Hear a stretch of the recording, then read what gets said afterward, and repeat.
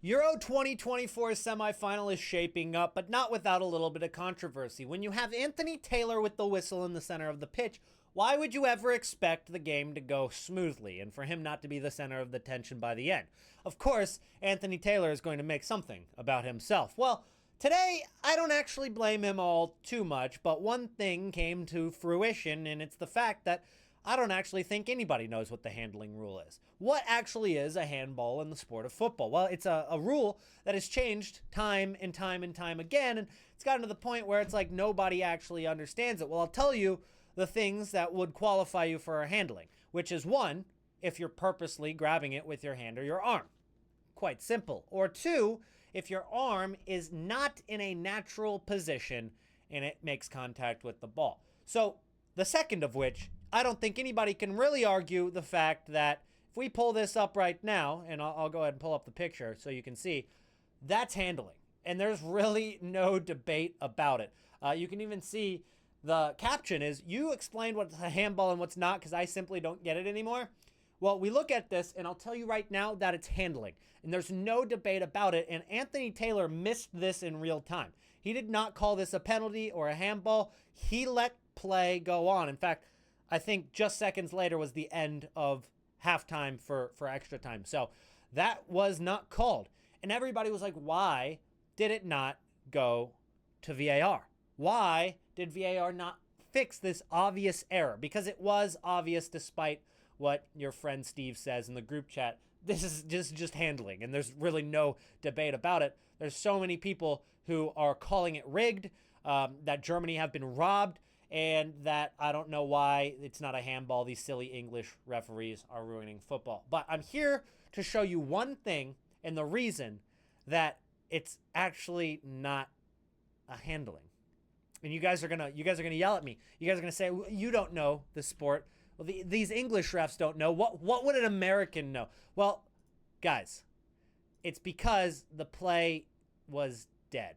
And that's why VAR did not fix it. Because as you can see on this chip through ball right here that came into full Krug on the left side of your screen, bottom left, number 9 right there, he's offside just by inches. And so you can see his left foot and his left knee both are past the defender. And it might not be the best angle, but I've seen it at a few different angles. He is offside just barely. And so what would have happened is instead of them blowing the whistle just seconds later, is it would have been called back for offside. They would have set the ball down for offside, and then halftime would have happened anyway. So they didn't bother going back and fixing that offside call because, well, they didn't need to go to VAR in the first place because that wasn't called a handball anyway in real time. And so the end of the half actually happened. And even though Anthony Taylor missed the call in real time, and so did this linesman in theory because he missed the offside as well, it kind of evened out, and no harm was actually, no harm, no foul, I guess you could say. So that was why it wasn't called a handball. Even I, in the moment, and even till the very end of the match, was pretty confused on why that wasn't a handling call and why it wasn't a penalty for Germany. But in the end, that is the reason that VAR did not overturn it. And so that's why Spain now go to the final of Euro 2024. A great Marino header in the 119th minute. Oh boy, would it have been awesome to see Germany and Spain go at it in penalties? Absolutely. And there go my winners, because I had Germany winning it all, and now I think Spain are probably the favorites. And to be honest with you guys, I even tweeted this out. I said, I think we just watched the final of Euro 2024 because Germany and Spain were the two best teams in the tournament, and they just happened to match up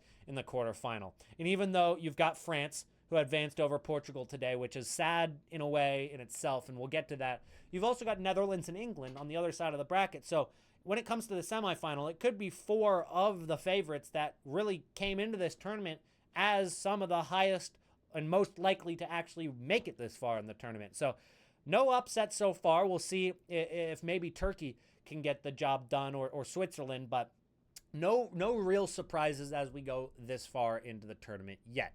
But as I mentioned, Portugal versus France was a thriller in its own, a no-goal thriller.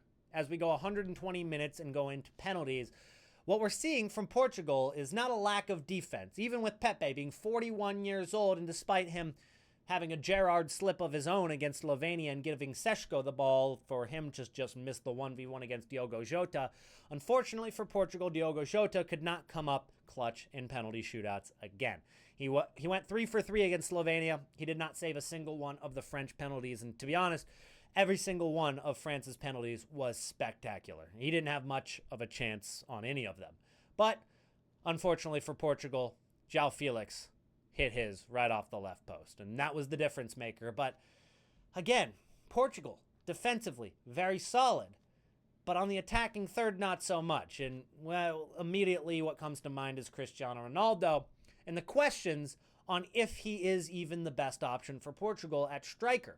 Is he the guy for the job? And will he still be around in 2026 when Portugal go to the World Cup? Well, we talked about it a little bit, and basically seeing a few different hints towards even Cristiano Ronaldo himself. And nobody loves Cristiano Ronaldo more than Cristiano Ronaldo, but I think even he acknowledges he's not the same player that was carrying Portugal to the Euro final back in 2016. Instead, it was more so Portugal carrying Cristiano Ronaldo as far as they could take him. And despite he did make his penalty in the penalty shootout, he just doesn't seem the same anymore. And when the entire system is built around giving Cristiano Ronaldo service in the box, and he's obviously it's not been working, you have to question, why is Diogo Jota not getting in that number 9 spot? Why is Gonçalo Ramos not getting in that number 9 spot? And there's obviously other youngsters coming through the ranks that could maybe put a little bit more goal contributions together than Cristiano Ronaldo, and they'd be winning these games in regular time instead of going to shootouts against Slovenia and France. And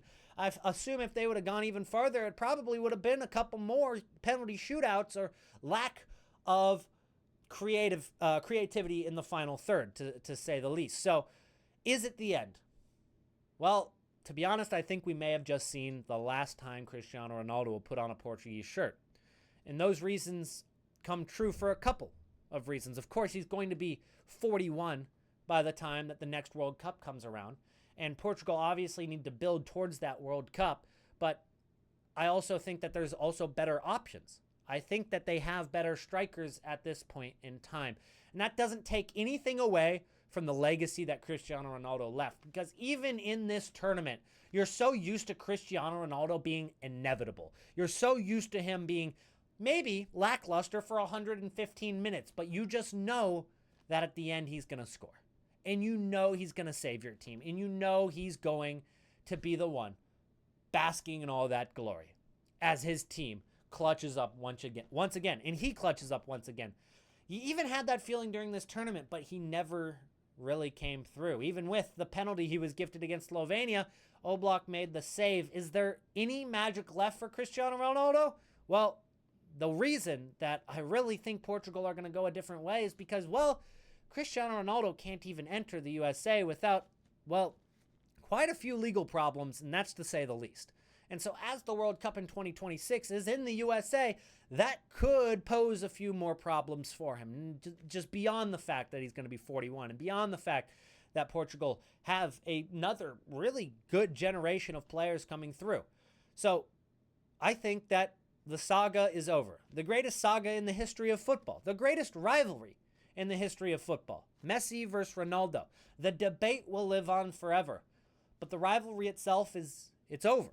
And now we have to experience football for the first time, and since I can remember football, without these two at the spotlight, at the helm, the two faces going at each other for 2 decades. I mean, I really don't even know what football's like without them in a professional level, because I didn't start watching football until they started winning Ballon d'Ors in the first place. And a lot of that comes down to it being even accessible in the USA where I live. But of course, for a lot of you guys as well, this is who we grew up with, right? This was the generation of footballers that made us fall in love with the game. And now it's a turning of a page. And Mbappe and Haaland and Vinicius and Bellingham and Foden and whoever else, Musiala, Wirtz, who takes the torch and continues running.